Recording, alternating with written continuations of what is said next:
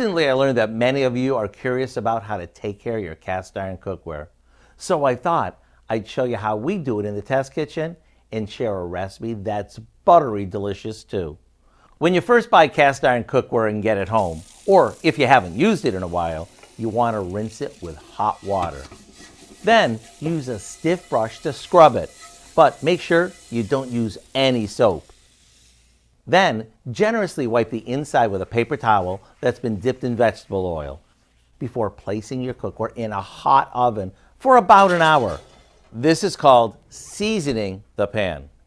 After carefully removing it, let it cool and it's ready to use. Once you've used it, you can clean it with hot water and a scrub brush. You can also use a salt scrub if need be, but never use dish soap or let it soak.